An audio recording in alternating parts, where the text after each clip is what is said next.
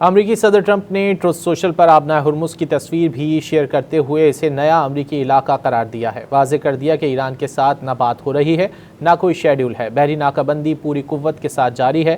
دوسری جانب ایران نے آبنائے ہرمز سے متعلق ٹرمپ کا دعویٰ مسترد کر دیا۔